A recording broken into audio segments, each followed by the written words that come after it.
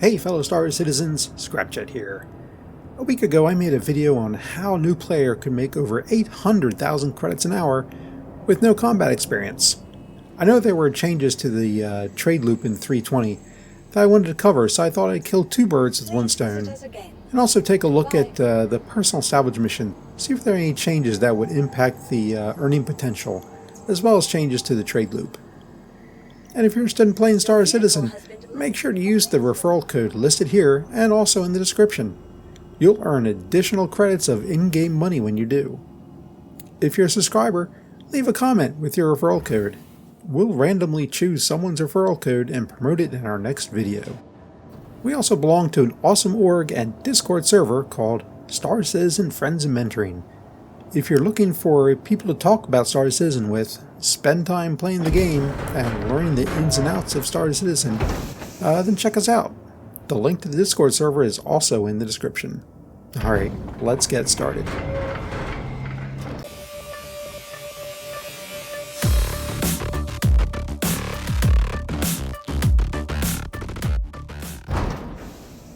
So after the last patch dropped in the test environment, I chewed through 2 salvage missions with my Vulture in order to gain access to the 30k personal salvage missions that I reported on in previous videos.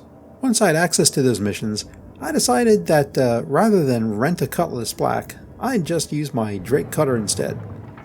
Some of the changes in 320 makes it easier to identify the contents of individual cargo containers, which is a huge help.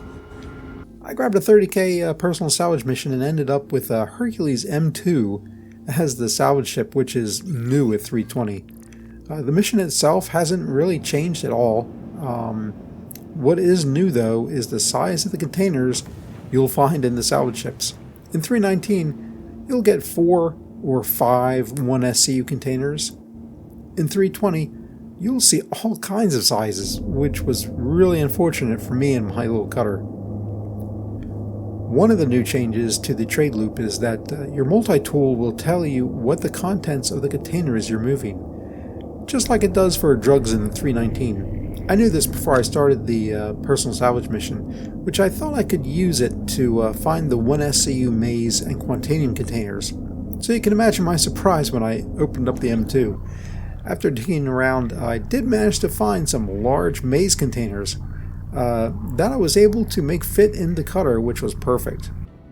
I then hoofed it over to Crew L4 since I was running into a lot of pirate traffic at Grimhex and Brios earlier in the day.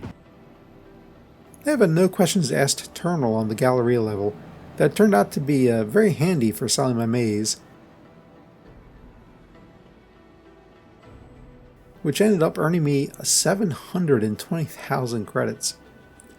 After that, I thought this was going to be an even bigger golden goose than what I showed everyone in my previous video on making close to 1 million credits an hour by completing the same mission in 319.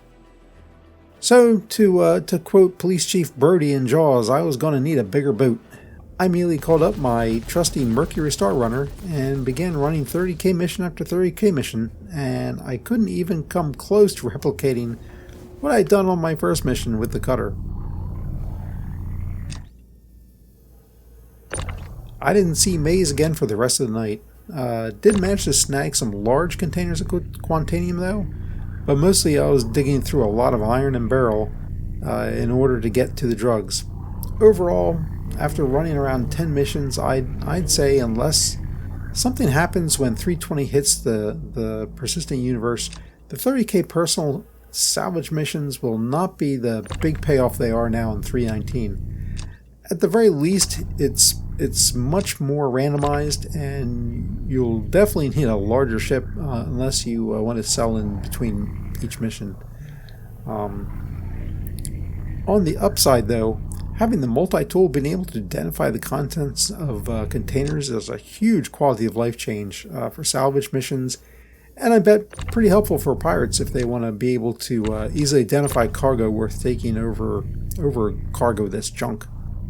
So if you really want to make some serious credits, you should watch my other video about this mission for 319, because when 320 hits, I don't think it'll be worth it, to be honest, or at least it'll be much more hit or miss.